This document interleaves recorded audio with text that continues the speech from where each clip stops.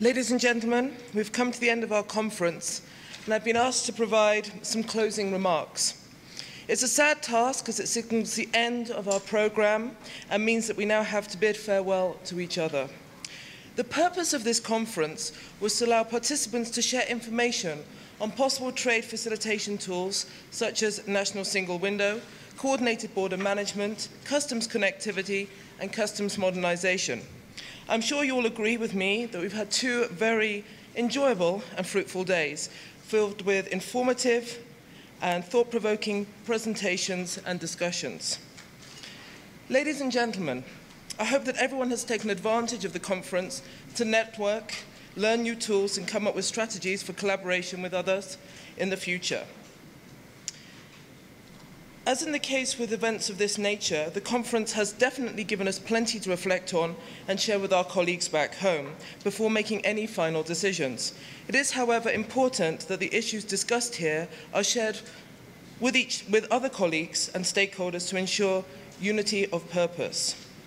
The joint hosts of this conference, USAID and WCO, as well as the organisers such as myself, USAID Southern African Trade Hub, hope that the conference deliberations were up to your expectations. Furthermore, and most importantly, we hope that you benefited from the conference and that the two-day programme successfully covered all objectives and met the expected outcomes of the conference. On that note, please allow me to briefly review some of the main points highlighted during the deliberations.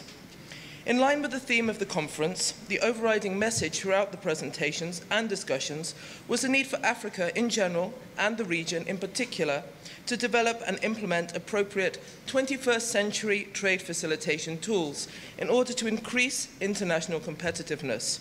Some of the points and issues to note arising from this conference are that evidence shows that the countries that have so far successfully implemented national single windows, such as Ghana, Mozambique, and Thailand, have realized impressive benefits, such as over 50% increase in revenue collection and reduction in border delays and related costs. And while implementation of trade facilitation tools is not an easy short-term event, it is a journey well worth taking, as testimonials from those that have made presentations here today clearly demonstrate. With many landlocked countries in the region, some of the challenges can only be effectively addressed at regional level, and this is where the Southern African Trade Hub comes in. With USAID WCO collaboration at regional and national level, the Trade Hub is well positioned to facilitate the implementation of some of the trade facilitation tools that we've heard about in the last couple of days. Finally, ladies and gentlemen, colleagues and friends, I see many friends still in the audience, on behalf of the co-hosts of the conference, USAID and WCO, and my own organisation, the Southern African Trade Hub, I would like to most sincerely thank all of the session chairpersons for their invaluable guidance and the presenters for sharing their experiences with us. Allow me also to thank all the VIPs who honoured us with their attendance at this conference. Without any doubt, this has helped make the event a great success. I would also like to thank all of you for sparing some of your own time to come to this conference. Without you, ladies and gentlemen, there could have been no conference. Allow me also to take this opportunity to thank those who have helped organize the event, my colleagues and staff at the Trade Hub, as well as the event organizers' conference call. Of course, we cannot fail to express our gratitude to our hosts, the South Africans, for their excellent hospitality, and most importantly, the attendance and remarks from the Minister of Trade and Industry, Dr. Rob Davis, whose support and contribution is highly valued. Ladies and gentlemen, due to the resounding success of this conference, I'm going to recommend that to USAID and the WCO, they consider making this kind of event an annual event. I therefore look forward to seeing you this time next year, or perhaps a little bit earlier in the year, so I can fit it into my work plan. I therefore look forward to seeing you this time next year, and in the meantime, lunch is served on the other side of the division, and I hope we will have an enjoyable discussion over lunch. And Rick. I thought I'd just join you on stage and say I think that's a great idea about doing this again this year. It's nice to get these suggestions in a public venue. But let me talk to our partners, the WCO, and if they're in, we're in. And I just wanted to add USAID's personal thanks for you all coming. It's been a real pleasure and success. See you at lunch. Thanks.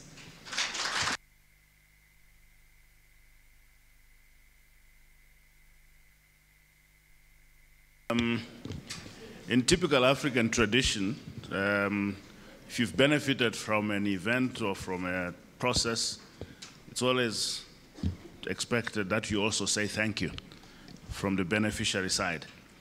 So Mrs. Agnes Katsonga Piri has graciously offered to propose a vote of thanks to the hosts and the people that have been, that brought us here.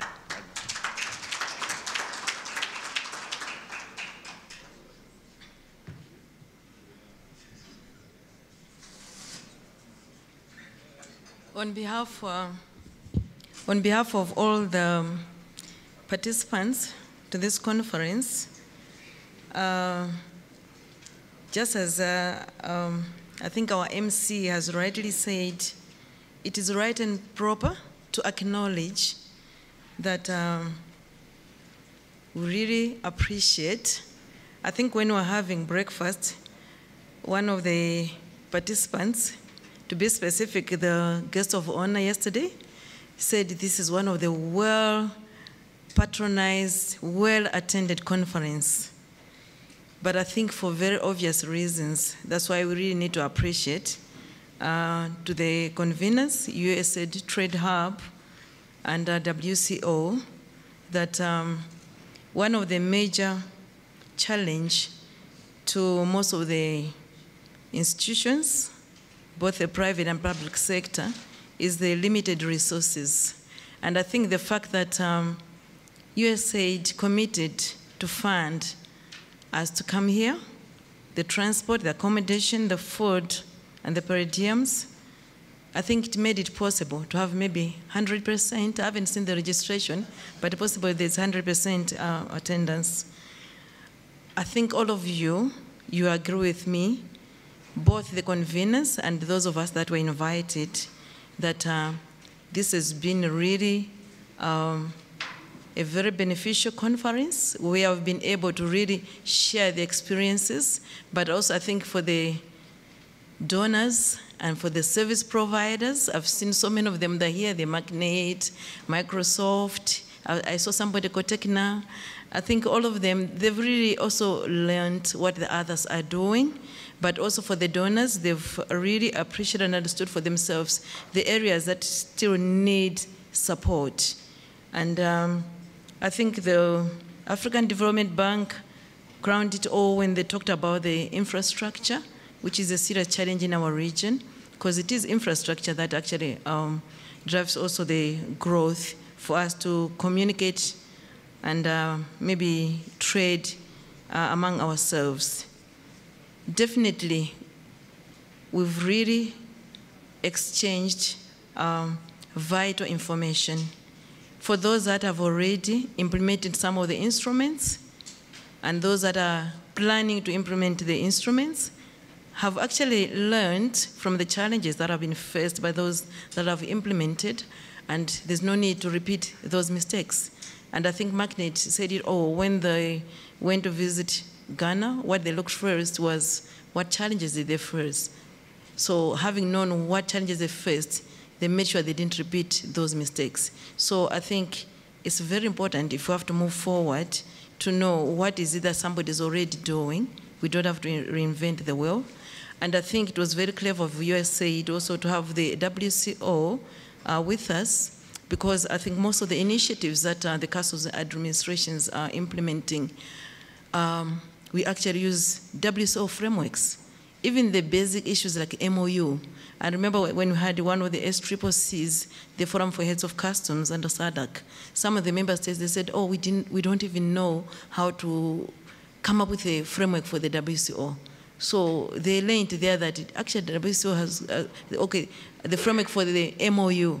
So they learned from there that WCO actually has all these frameworks. to facilitate the capacity, the trade facilitation. And this is one of the very, very good practical forums where I think we've learned a lot. And I would proudly say that I think the various donor community, the partners, they've actually explained very clearly that they're keen to make a lot of changes for Africa to take off. But I think what remains is, what is it that they should focus on? And that challenge is to us all in the member states, the countries, to say we need to spell out exactly what is it that we need. Because if we don't, I think all this donor support will not have an impact. So even the WCO, if these framework they've developed, they're not being implemented by the member states, by the end of the day, those frameworks are not having an impact to the administrations. So we need to take advantage to actually implement the various frameworks that are already developed and implement the conventions that are there. And I think there are several service providers that are ready to provide the technology. So we need to just make a choice and say which is the best vendor to provide the service. But otherwise, I think we have a cross-section of people. And I think more so, USAID for bringing the chairman from the JBCs, which have been formed in Zambia and Malawi. And some of the JBC chairmen are not from Revenue Authority. I think the one from Mwanza is from the private sector. So that is to demonstrate how the partnership is moving on the ground. So we really appreciate, and the fact that you say this will be an annual event, will make it a point that we escalate what we are doing so that when we come, at least we should also be able to measure on our own how much progress we've made. And the time release, which is also a framework available from the WCO, we should implement it. So that we're able to measure, are we making the progress or not? If we are not, what are those challenges that are preventing us from making the progress? And capacity building, I think WCO and all the various donors are ready to do something, but I think it's also up to the private sector. Spell out what sort of training are they looking for? What is it that can make a difference? Otherwise, I think if we implement what we discussed here today, we'll make a whole lot of a difference. And it will make Africa move forward. It will make Africa vibrant. And I think it will even contribute to the growth because it's going to attract the investors. And even we ourselves will be able to invest and improve our productivity, export more, and that is part of the path for growth for our continent. So on behalf of all the participants, I would like to say thank you so much for the people that put the ideas together. Having put the ideas together, they actually came up with this conference, and then somebody put up all the funds to actually to make it a reality. We really don't take it for granted. We thank you so much, and we've gone back to our countries, and we're going to share this information with the policymakers that are there, because most of these things also they need the political will to understand. I think one of the major issues in our countries is the revenue, but I think all these instruments, the technology, if we implement them, they'll even enhance the revenue, they improve the security. So there are a lot of benefits. So we need to say, yes, there are challenges, but there are also benefits. So to all those that organize this organizing committee, thank you so much.